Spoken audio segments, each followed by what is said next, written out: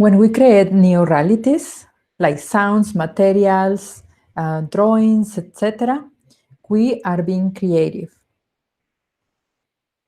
This is the topic that we are going to talk about it. How creative you are when you are an immigrant. And if being creative helps you to alleviate the stress and foster resilience when you are an immigrant. I'm Carmen Roman. I am a clinical psychologist, and today I am going to share with you the results of my doctoral dissertation. I promise you it will be entertaining and it will be meaningful, which is most important. Let's start.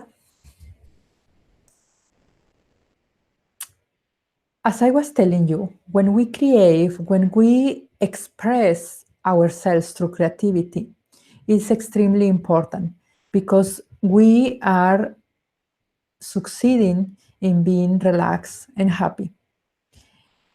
Sometimes we even lose the track of time because it is so meaningful for our brain. So what I am going to share with you are the results of my doctoral, a tiny bit of the results of the doctoral dissertation that I had. I had 53 participants, all of them Mexican immigrants, undocumented, and with 7 or less years in the United States. They all, of course, changed their name for the study, and they share in a private interview, what they were thinking about stress, resilience, art. And we are only going to talk about the art part today. Yeah, there are so much to say. Of course, it was 2 years of research. Yeah, there are so much to say. But today, let's focus only on art. What I am finding in therapy, especially working with immigrants, is that creative expression facilitates the language, facilitate the conversation, especially when there are language barriers, when we need translators, when we need to adjust to the new way of living. Creative expression is a very good way to be in therapy. Actually, to be in life, but let's put it for now just to be in therapy. The art in general help to prevent many diseases because it boosts our immunological system. So, by doing art, you may be doing more than you think for yourself. The art practicing groups create a deep connection and alleviate this deep loneliness that I see in the immigrants. I have been working with immigrants ever since 7, 8 years ago. Before that, I was only working in the other side in Mexico with families that stay behind. They didn't immigrate, but they lose somebody through immigration. Yeah. But by working now, sometimes with Latino families, with Spanish-speaking families, but also I had the privilege to work with Chinese, Vietnamese, and other countries and other languages. Sometimes we need to really rely on the silence of not words, of other kinds of communication. And of course, we have the translator near to us, but it's so meaningful when I ask somebody to draw something, to express with their body something, and all of the sudden, is this deep connection. With the translation in the room, with the translator, we create the three of us, a very meaningful connection. I will put just some examples about art. I was one of the first, probably 10 people in the country to study undocumented immigration. At that time, in 2012, 2013, there was not that much around. It was very difficult to find other studies to kind of back up mine.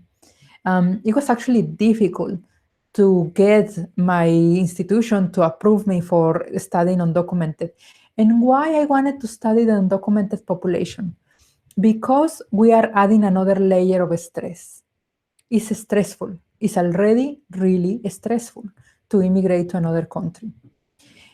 But adding the stress of not being well received, of being rejected, discriminated against, or not being able to find a job if they want to, not being able to take their children to school with peace of mind.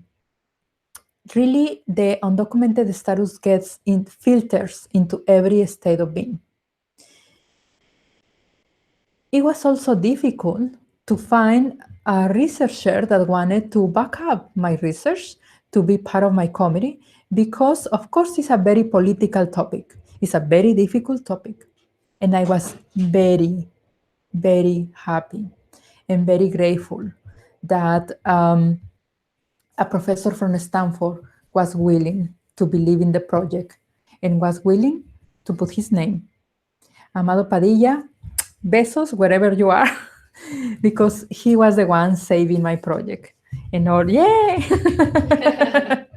It's really a very controversial and political, and we needed to do so many things in the research field to get approved that project.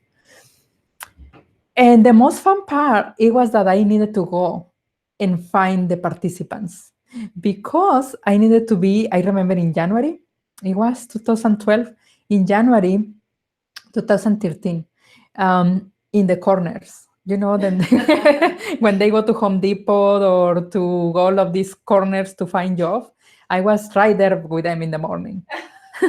It was very cold.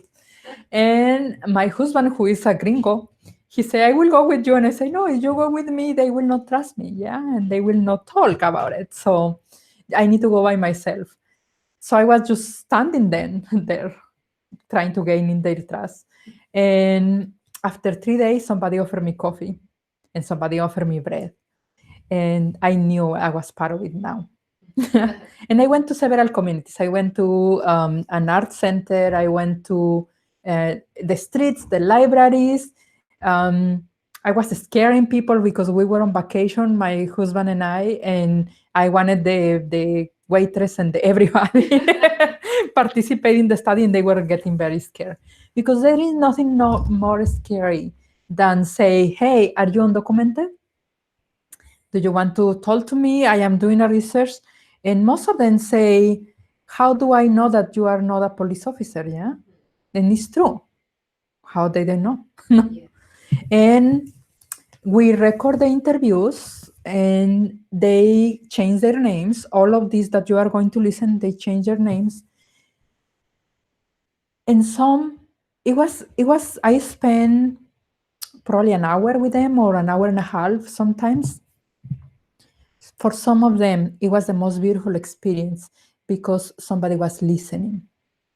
And for me, it was the most meaningful experience because I was really into their lives. And some of them, I went into their homes, not only their jobs. I went into their homes. I was able to look at their art pieces. I was in a house, for example, somebody was cooking a mole for a party, and they were showing me the arrangements for the table, and they were showing me their art pieces, and they were showing me how to do the mole. She was teaching me how to do the mole. It was really an amazing experience. I wish I can share everything with you here, but I am going to share the numbers that makes any sense to you, and I am going to share what I learned so you can benefit from it. The important thing about this is that you go in your life after this show and say, I really want to make my life better. Doesn't matter if you are undocumented or documented or whatever, or even doesn't matter if you are an immigrant in the United States. We are in 65 countries now. So you may be in any country being an immigrant. And we appreciate you for that. You know why I appreciate you? Because it takes a lot of courage to say, this is the place I was born and it's not working for me anymore. I am going to move and I am going to find a better life. Oh my God, I'm going to cry. This is so beautiful. I just love immigrants. We are the best of our countries, don't we? Yeah, sure. Sure. And you don't need to change the country, just the city. Sometimes the city, you're right, thank you. Sometimes you just go and change the city from, my parents from the mountains to Guadalajara city, and they pretty much have the experience of being immigrants. Yeah. And sometimes it's several immigration processes. You go to the city and then you go to another city and then you go to another country. Like it's hard. And the culture is different. The culture is, yes, the culture in each city is different. Yeah. So Dr. McNiff said, preserving the traditions and celebrations that are from your home country gives you the feeling and the identity. It gives you your identity and gives you the feeling and the confidence to deal with the challenge of being an immigrant. And Dr. Edwards says he went and studied the alebrijes, thank you, alebrijes in Mexico. People who do alebrijes, which is these little cute, strange figurines. Yeah.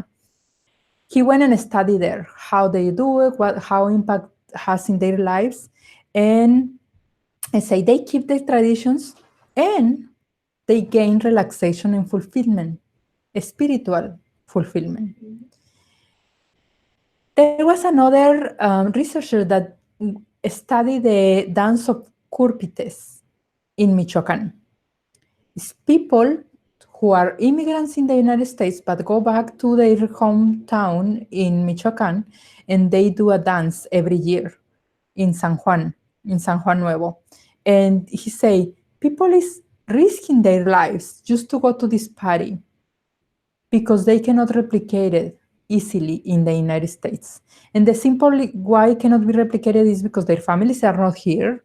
Their partners that they want to do the courtship or whatever is in their country, or the rules are not the same. For example, part of the dance of curpites is that they go drunk in the street and they dance for hours and hours. And they go and visit other homes. The guy, the young man who is doing the courtship needs to get drunk, to get brave, yeah, and then go and dance in the house of the prospective girlfriend, yeah. They are asking the permission to date that girl, and they need to dance in front of the father or the mother or whoever is the authority of that household. And this is how they get the permission. So can you imagine how difficult it is, and the whole town in one day they do all of these kind of visitings and asking permissions and so forth.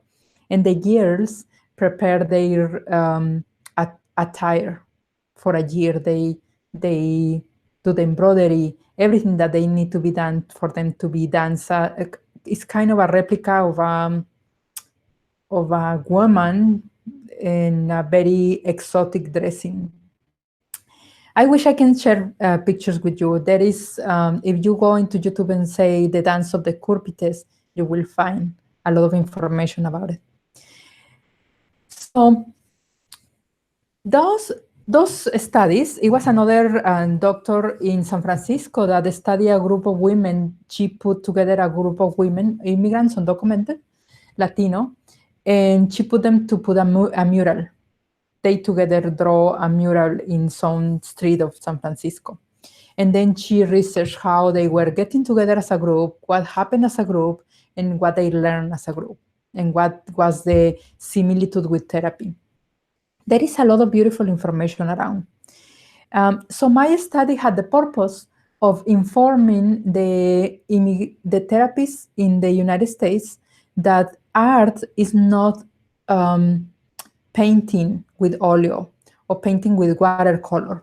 It was about knitting, dancing, cooking, doing tamales, doing whatever Latino does. So it's not the same art. So when a therapist, an American therapist will think about art for a client, will think about, here it is your pastels or your watercolor and do something for me. And they were like, huh? Yeah. But if you give them clay or you give them, I don't know, papel de China or something, they will do a lot of art. So that was my goal, to inform my colleagues in the United States. This is a little bit of the numbers. 80% of the participants share that they have an art practice. That's very interesting because they didn't call it an art practice. They just call it a hobby sometimes, yeah? Or they do that, but they didn't have a name for it. 20% does not have any art practice. 2 of every 10 people did not have any art practice. And that was very symbolic, but also what the numbers are just numbers, yeah? What I saw behind the numbers is that there was another huge percent that they did art without naming it, and it didn't make any good for them. So let me put you an example. I was in the Spanish version, which you can listen from last week, I was putting the example of the tea. For us Latinos, the tea is a very important part of our healing process. Yeah, we drink tea to heal ourselves. We drink tea in a very meaningful way. We choose the tea we want to drink, like peppermint or chamomile or something, to sleep or whatever. So tila, the tila, bougainvillea, yeah. So we choose intentionally the tea, and we have a goal in mind. Oh yeah, I feel bad in my stomach. I am going to take peppermint and I will get it better. Sometimes in other cultures, they drink tea and they don't know what they are drinking. Yeah. Mm-hmm. They drink tea because of the flavor. They like it. Probably their wisdom of their body tells them what to drink, when not to drink, but there is no intention about it. So most likely, they sometimes don't drink the correct tea, or sometimes it doesn't help. Or sometimes even goes against what they should be doing. Yeah. If you, for example, want to sleep and then you take something with caffeine, you will be awake. And then eventually you will learn you shouldn't be doing that. Yeah. But they go in trial and error. And this is the same. So it's not the same effect. They don't have the same effect. Yeah, they are not intention, they are not informed, it's not the same effect. This is the same in art practices. People may do some art, but they don't even call it an art. They don't even get the intention around it, so they may not get the effect. They may, by chance, but they don't get the full effect of it. And this is why I want you to be informed about what are practices and what you can do for yourself so you have the same effect. You are intentional about it. 33% say that they have difficulties to recreate the same art that they did in their country. In this case, Mexico. Yeah. So 3 out of 10 say, I cannot do the art because I don't have the same materials. And we were talking that the materials are expensive in the United States. And of course, some of them are difficult to find. So we need to be creative and find another way to do art. Yeah. Or when you live in like Silicon Valley, many families, especially Latino families they live in a place that they cannot put their music. They don't have the freedom to put their music. They only have the freedom in their car. And sometimes not even in their car because it's the family in the car. So they don't have the freedom to be singing around, dancing without bothering the neighbor. Yeah. When I used to live in a studio when I was a student, a doctoral student, and my neighbor was from India, I think. It was an Indian engineer. And at 2, 3 in the morning, he used to play the mandolin. And I love it. Yeah, but I could hear everything. I could hear, and he will play for 1, 2 hours. And one day I approach him and I say, I know you play during the night. He said, I'm really, really sorry. I will stop doing it, blah, blah, blah. And I say, no, actually it relaxes me because I know somebody's there. Yeah, it helps me. But I want to ask you a favor. I want to practice before 8 a.m. my singing. And you will tell me if it bothers you because it will bother. Yeah. And so He say, oh, no problem. Yeah, I will tell you. So we did the agreements in times and whatever, and it worked out for us. I used to love how he played during the night, and I don't know if he loved my singing, but he got it. Yeah. So most of them, they didn't not make connections between the art and the benefits to mental health. Remember what I was telling you? Even though 8 out of 10 did art, most of them, they didn't know what they were doing it for their best interest. They call it hobbies, some of them. Yeah. So it was like, okay, I will just do that, but I will not put any intention. I will not follow through. I will not come back to it. 66%, almost 7 of every 10 people, said or recognized that art was leaving something positive in their lives. They say is the best way I can face my challenges. So they recognize it, but they didn't go back to it and they didn't keep doing it. So this is the part I'm telling you, it was not intentional. Sophia, one of the participants, and remember the names are changed, said, I think my stress is lower. I need to do my art because I need to get rid of my stress. In my country, I used to do it just for fun. And here I need to do it. Yeah. So that was painfully different for her. It's like, I know I need to find my time when nobody's at home, put my classical music, and she was doing small clay figurines. 41% say they prefer to do the art alone because they don't want to be criticized. Criticism is a very painful human behavior.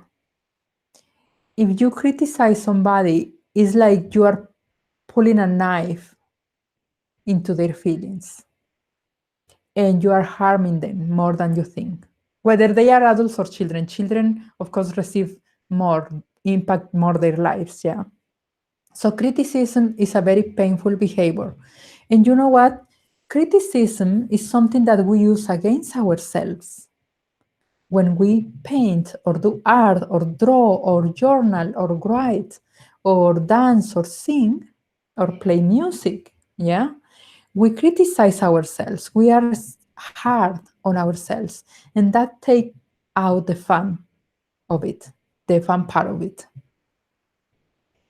There are many Asian families that I have worked with or know about it that they push their children for have piano lessons and that lesson and that lesson. And the poor children are just unhappy. I know they don't want to hear about it. I know. When I want to tell to them and I say, you are actually giving more stress to your child, it doesn't matter. They need to know, no? They need to know if they want to be successful in this society. Actually, not.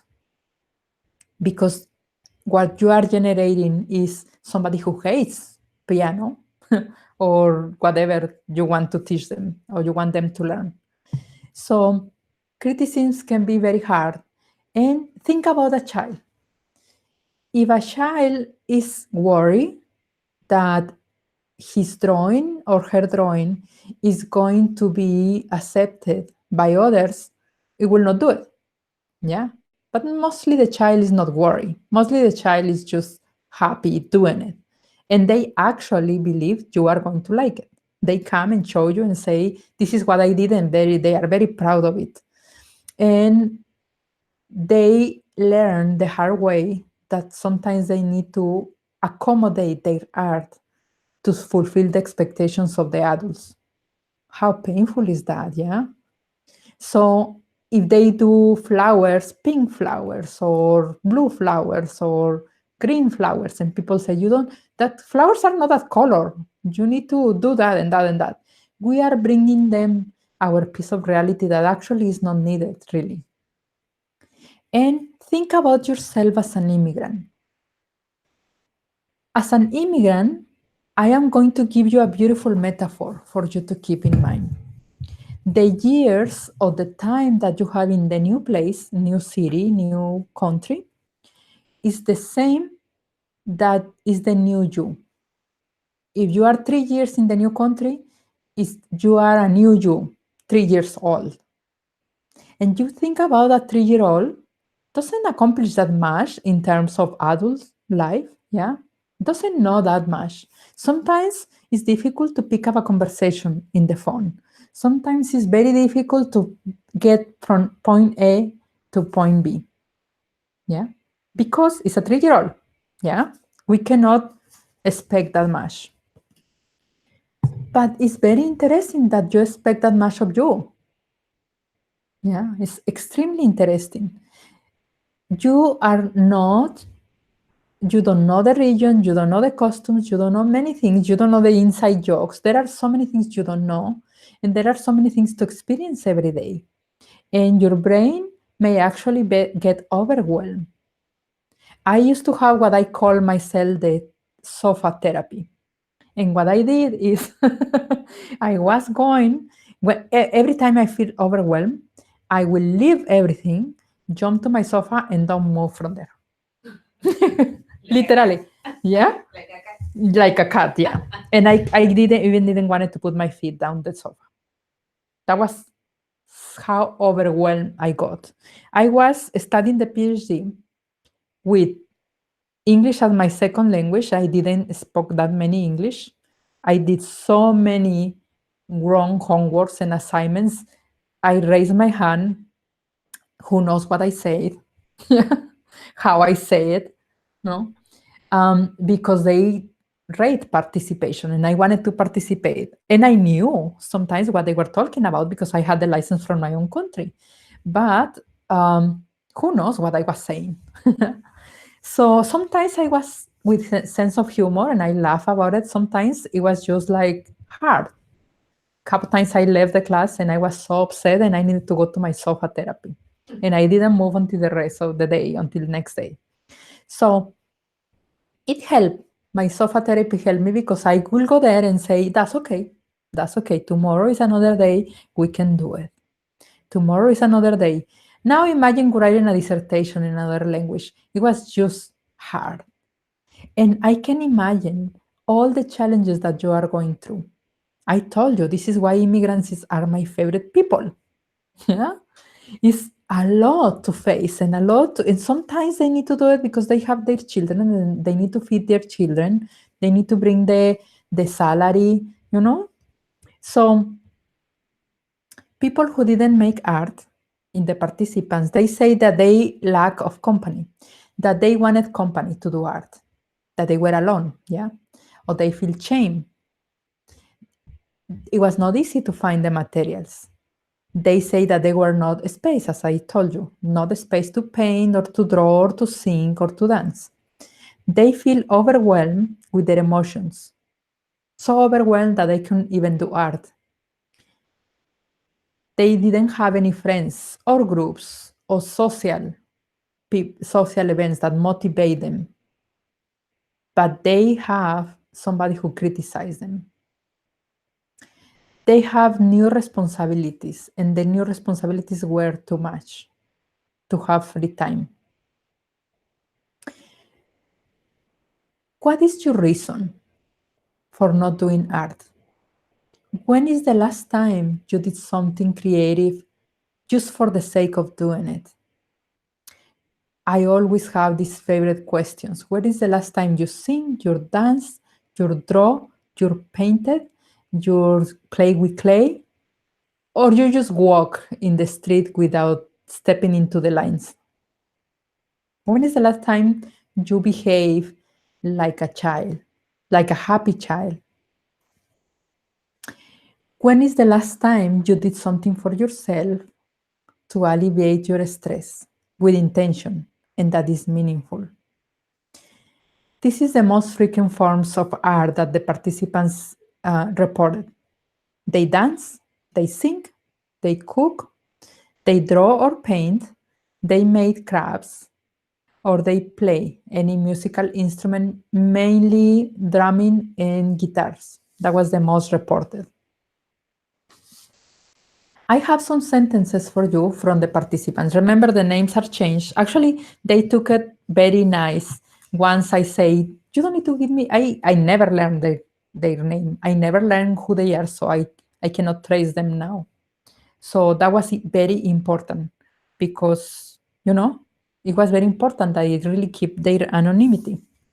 So Ruben said, I don't feel confident to ask to go and ask to a girl to dance with me in a party. It's not like my country. I don't know what to do. I don't know what are the rules here. Pedro said, Pedro Infante, he said. His name, his name was Pedro Infante. If you are not from Mexico, Pedro Infante was what will be the similar in the United States? I don't know. Our famous actor. Frank Sinatra. Yeah. Is a singer, but Pedro Infante was a singer. Yeah. So Pedro Infante will be our Frank Sinatra here. So Pedro say, I used to dance folkloric dance with my friends, and I don't have friends here. So I'm not going to dance. I don't have a group here. Adarelli say, the materials are very expensive. And it's true. The materials are really expensive. And if you have materials in your home that you are not using, paints, like materials to draw, everything, go and donate it, please, because they are very expensive in this country or whatever country you are. If you have materials, you go and share, please. Monica said, dance makes me so happy. In Mexico, I didn't dance because I was married and I feel limited. I didn't want it to offend my husband. Yeah. And now she was here without a husband. So she said, now I can do it. Yeah. Ruben say, yeah, freedom, happy freedom. Ruben say, dancing gives me happiness. I feel freedom. I feel I can go to many places in my mind, but I cannot do it now because there are so many people living in my house. This is what I was telling you. If you don't know that much about the undocumented immigrant families, let me tell you, there are people that at 3 or 4 in the morning, they are doing a line in their kitchen to cook their lunch to take to work. Yeah. And if they didn't wake up on time and if they didn't cut time to take a shower because it was a line for taking a shower, a line for cooking, and the car, probably they go in one car together, is going to leave them if they are not on time. So I was in one of those houses, in a couple of those houses, actually. I was in those houses, and they were telling me their stories. Yeah. So they don't dance because there is no, sometimes, like one of them Alejandro said, if I sing, the others get offended because they are in so much stress. Yeah. It's so painful. So they don't want to see me happy sometimes. Abel say, I take the broom and I used to dance all around, but sometimes here I do it only when I am alone, when the house is alone. Yeah. This is the ones who didn't do art. And maybe that helps you to understand why you don't do art. Maybe that helps you to find a solution for that. The ones that did art, men and women reported the same number, that the equal number they talk about cooking. But very interesting, because I was talking to Mexican undocumented, very interesting. The men did cook when nobody saw them, when the wife was not there, or they didn't tell other men that they cook. Yeah, they were afraid to be seen as less of a man if they were discovered that they cook. But they share, and they actually share about their cooking and their experiences and their ingredients. And it was so much fun to listen to them. They asked me to make a difference between cooking for fun and cooking for necessity. Cooking for fun is a pleasure, they say. Cooking for necessity feels like an obligation. So they say, if you are going to tell the therapists in the United States, tell them that there is a difference. Don't confuse. They give me a lot of message for the therapists in the United States. um, they all, the ones who did art, and the art has to do with cooking, they all talk about learning new cuisine styles. And that's a very important thing because when we do art, we are actually open to new cultures. And when we are open to new cultures, guess what? We are going to be happier in any culture. Put me in any culture, I want to explore everything. Yeah. The day I moved into the United States and I learned that it was in the place I was at that time, it was not Mexican salsa, it was not anything ingredients Mexican. I was like, sure, this is the time to eat pizza or hamburgers. Yeah? Véngase tu reino. Yeah? Because it is the place. And then I started learning Pakistani, Indian food, Chinese food. Oh my God. Yeah. So many things and beautiful and wonderful dishes. Enrique said, I believe that cook is an art because you need to put the ingredients together in certain way. You need to be conscious about it, or how much and when, and how much fire to put.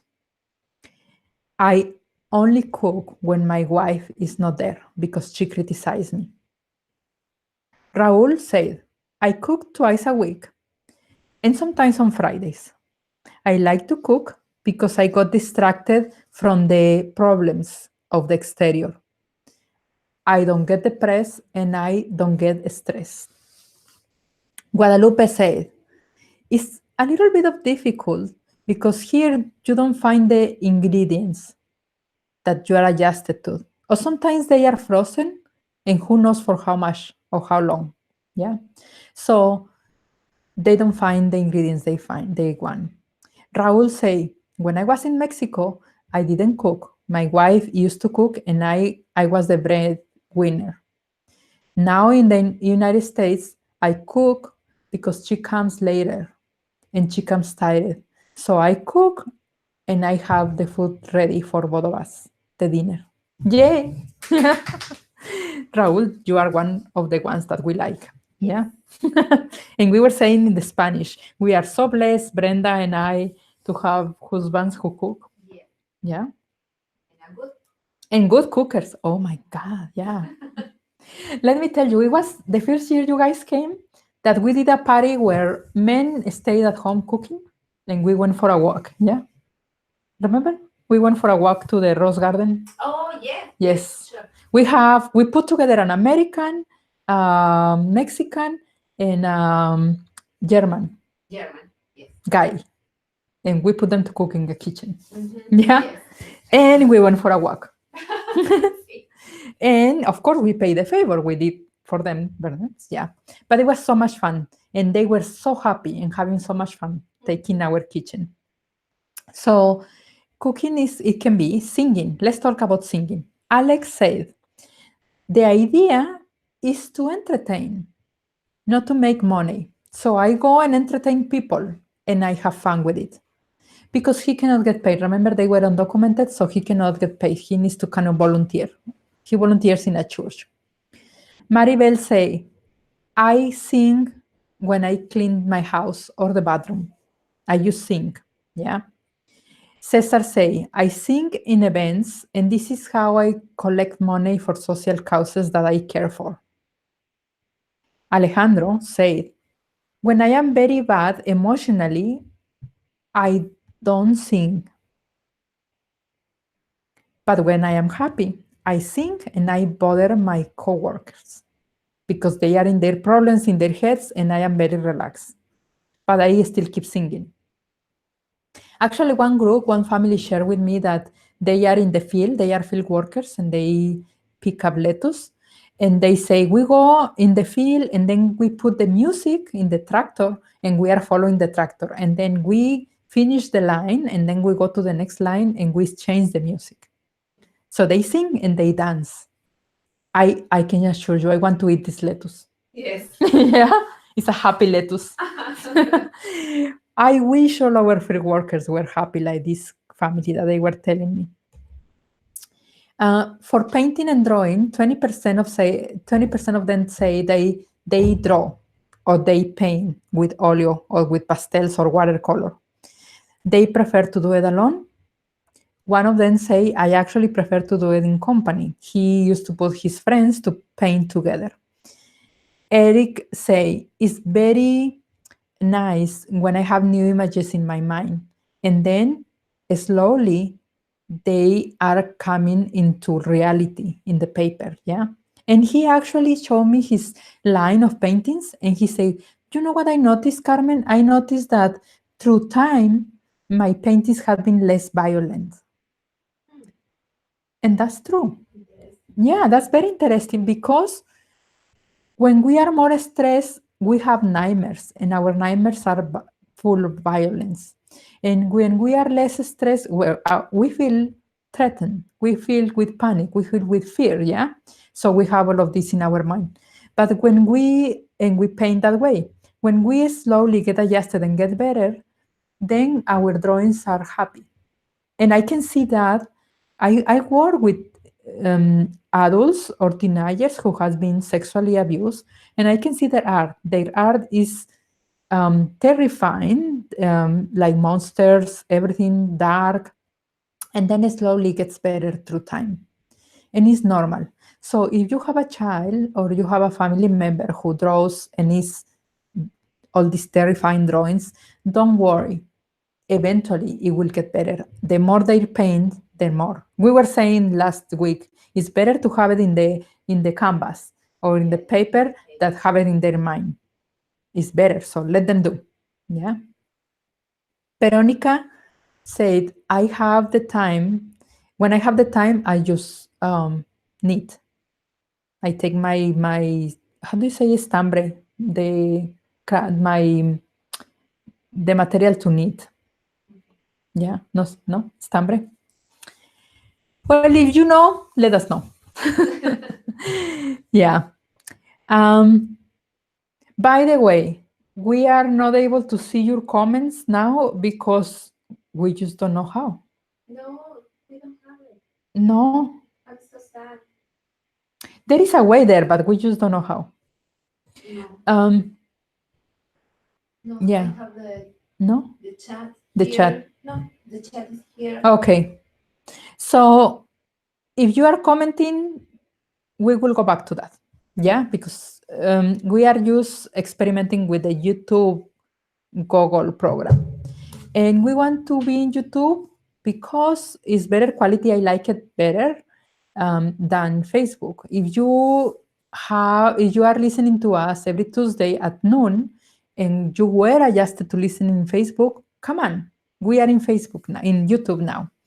And if you are in the podcast, well, you have it. Yeah. You don't need to be worried about commenting live. You can send an email. Carmen at emotionsinharmony.org. You can send an email and I can answer you that way.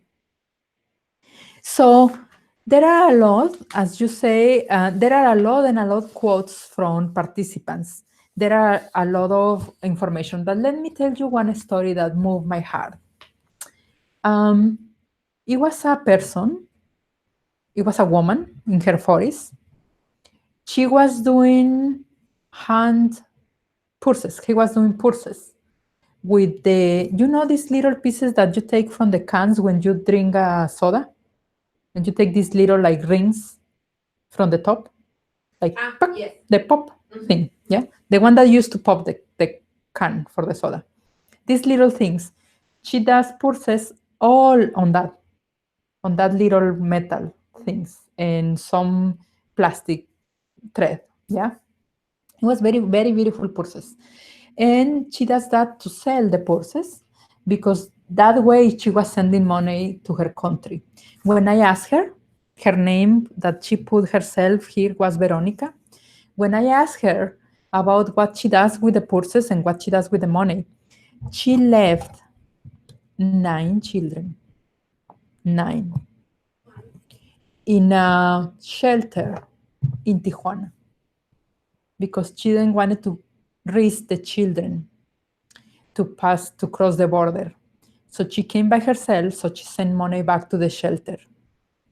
I didn't want it to make her more unhappy, but my question is, does the shelter feed the children?